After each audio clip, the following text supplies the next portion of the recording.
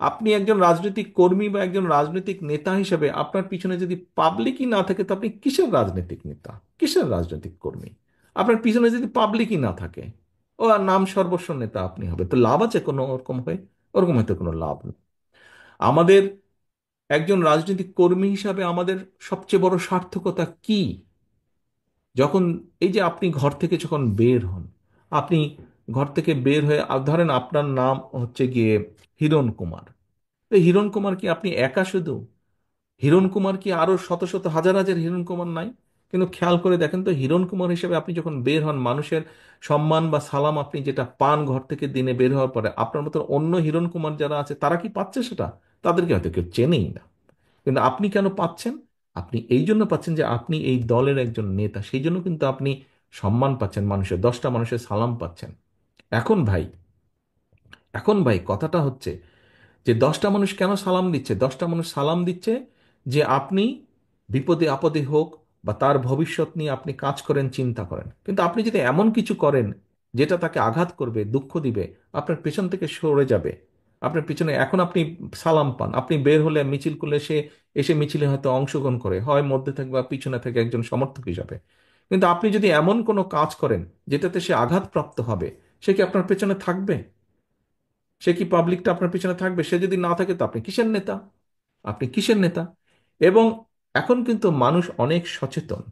এবং সহকর্মী বৃন্দ, আপনাদেরকে আমি একটি কথা বলি, এটা ব্যক্তিগতভাবে নিবেন না। কথাটি হচ্ছে, দেখুন, আহ, মানুষ আমাদের উপর আস্থা রাখতে চাইছে, আমাদের উপরে অর্থাৎ বাংলাদেশ জাতীয়তাবাদের উপরে। মানুষ অর্থাৎ দলমত নির্বিশেষে সাধারণ মানুষ যারা ভোটার এই দেশের, তারা বিএনপির উপরে আস্থা রাখতে চাইছে। এই আস্থা যদি নষ্ট করার জন্য কেউ কোনো কাজ করে, এমন কোনো কাজ করে যেটাতে আস্থা নষ্ট হবে, তাহলে ভাই তাকে তো আমাদের পক্ষে, আমার পক্ষে টানা সম্ভব না, টানবো না আমি তাকে, তাকে শেল্টার আমি দেব না। এখানে দলকে স্বার্থপর হতেই হবে। কোনো ব্যক্তির কারণে, কোনো নেতার কারণে, কোনো কর্মীর কারণে যদি মানুষের আস্থা নষ্ট হয়, তাকে আমরা ওন করতে পারবো না। বিকজ আমরা বহু ঝড় ঝঞ্ঝার ভিতর দিয়ে আজ এখানে এসে দাঁড়িয়েছি, বহু অত্যাচার নির্যাতনের ভেতর দিয়ে এখানে এসে দাঁড়িয়েছি আজকে আমরা। কাজেই আমাদের পক্ষে আর সম্ভব না যে কেউ নিজের বিষয়, নিজের স্বার্থ নিয়ে এমন কিছু করবে যেটা দলের স্বার্থকে আঘাত করবে, ক্ষতিগ্রস্ত করবে। তাকে আমাদের পক্ষে টানা সম্ভব না। হ্যাঁ, অনেকে ইদানিং কিছু কিছু লোক বলার চেষ্টা করে যে দেখুন, আপনারা নয় কি করছেন, আমাদের মধ্যে কেউ কেউ করেছে, কোনো কোনো সদস্য ভুল করেছে, বিভ্রান্ত হয়েছে, কিছু কিছু আপত্তিকর কাজ করেছে, আমরা আমাদের দলের সাথে তার সম্পর্কটা ছিন্ন করেছি। এতে কি হবে কেউ কেউ বলে।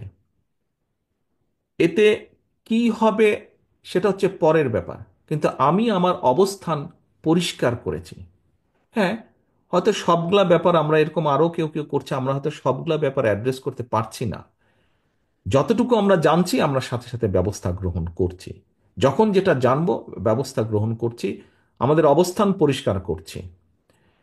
এখন ওই যে বললাম, কেউ যদি বলে হ্যাঁ আপনি বের করে দিলেন কি হবে, বের করে দিয়ে অন্তত একটি বিষয় আমি বলতে চাই। সেই বিষয়টি হচ্ছে, সমাজে যে খারাপ মানুষ নাই তা তো না, ভালো মন্দ সবকিছু মিলিয়ে মানুষ, কিন্তু যে খারাপ তার সাথে আমরা সম্পর্ক রাখতে চাই না। যে অন্যায় করে, যে কিছু করে, তার সাথে আমরা সম্পর্ক রাখতে চাই না। অন্তত এই ব্যাপারে আমরা মুখে বলবো একটা, কাজে করবো আর একটা, তা নয়। যা আমরা মুখে বলছি, আমরা চেষ্টা করব আমাদের কাজের মধ্যেও তার রিফ্লেকশন বা প্রতিফলন থাকবে। সেজন্যই আমরা ব্যবস্থা গ্রহণ করছি। একটি রাজনৈতিক দল হিসাবে, একটি সংগঠন হিসাবে, যেটি আমরা সর্বোচ্চ করতে পারি আমরা সেটিই করছি, সেটি করার চেষ্টাই আমরা করছি, সেটি ইনশাল্লাহ আমরা করব।